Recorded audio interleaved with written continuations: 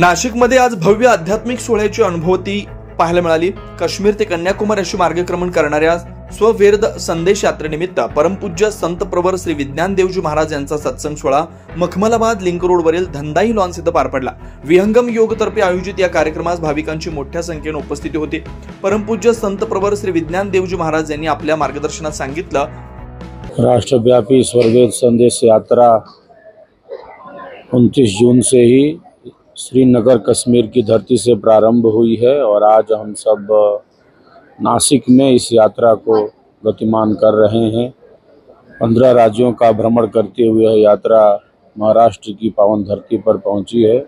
आज हम सब ने नासिक में यही संकल्प लिया है कि हम सब मिलकर आगामी 102वें वार्षिकोत्सव को विहंगम योग संत समाज का पावन 102वां वार्षिकोत्सव समर्पण दीप अध्यात्म महोत्सव के रूप में भव्य से भव्य और दिव्य से दिव्य ही मनाएंगे। 25,000 कुंडीय वैदिक महायज्ञ के साथ साथ 26 नवंबर जो भारत का संविधान दिवस है, संविधान दिवस की संध्या बेला में हम सब हजारों हजार दियों की रोशनी से स्वरवेद महामंदिर धाम को ही जगमग बनाएंगे। इन्हीं संकल्पों के साथ यह राष्ट्रव्यापी यात्रा कश्मीर से प्रारंभ होकर देश के शीर्ष भाग भारत के मुकुटमणि ऋषियों की पुण्य भूमि कश्मीर से प्रारंभ होकर समुद्र तट कन्याकुमारी की तरफ बढ़ती जा रही है। सबका प्रेम है, सेवा है, श्रद्धा है, सहयोग भावना है। यह यात्रा निरंतर गतिमान है। आज नासिक और समीपवर्ती क्षेत्रों के साधकों, साधिकाओं, जिज्ञासुओं ने इस महायज्ञ को भव्य से भव्य और दिव्य से दिव्य बनाने का संकल्प लिया है।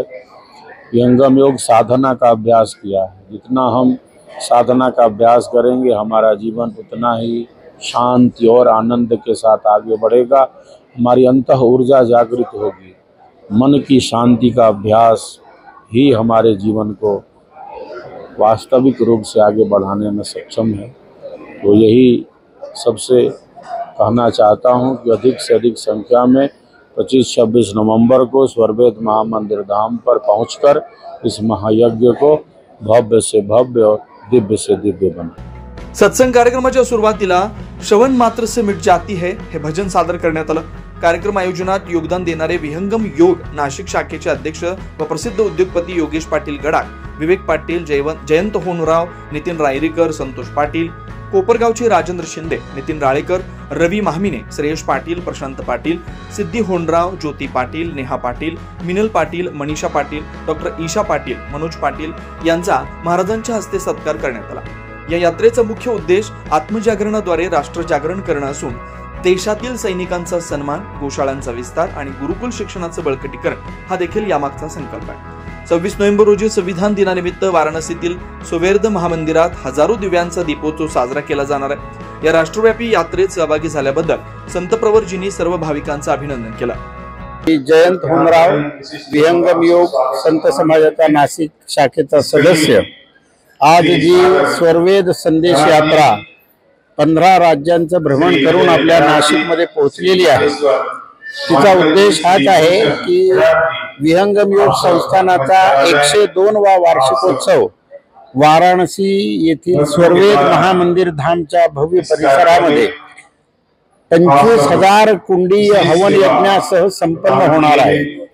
त्या दिवशी जे राष्ट्रासाठी आपल्या देशासाठी वीरगती पत्करलेले जवान आहेत आणि जे आता देशाचे सैनिक आहेत त्यांच्या सन्मानार्थ नंतर आपली जी संस्कृती आहे, सनातन संस्कृती, जिने गोवंश पालनासाठी विशेष महत्त्व दिलेलं आहे, तर त्या गोवंशाच्या पालनासाठी आणि गुरुकुल संस्कृती जी आहे तिच्या संवर्धनासाठी म्हणून हजारो दीप 26 तारखेला 26 नोव्हेंबरला जो आपला संविधान दिवस आहे त्या दिवशी स्वरवेद महामंदिर परिसरामध्ये हजारो दीपक प्रज्वलित करून या सर्वांचा सन्मान होणार आहे।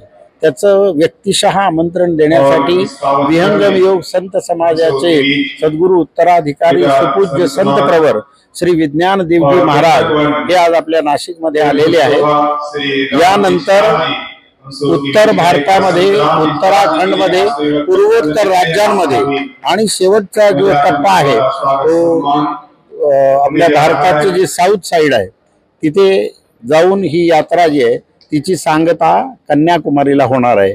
जवळजवळ 40,000 किलोमीटरचा प्रवास हा सडकेने म्हणजे रस्त्या मार्गाने त्यांनी करून हा संदेश पूर्ण भारतभर दिलेला आहे. तर 25-26 तारखेला जो भव्य दिव्य कार्यक्रम वाराणसीमध्ये स्वर्वेद महामंदिर धामच्या परिसरात संपन्न होणार आहे त्यासाठी सर्वांनी तिथे उपस्थित राहावे हा या कार्यक्रमानंतर उपस्थितांसाठी महाप्रसादाची व्यवस्था करण्यात आली होती.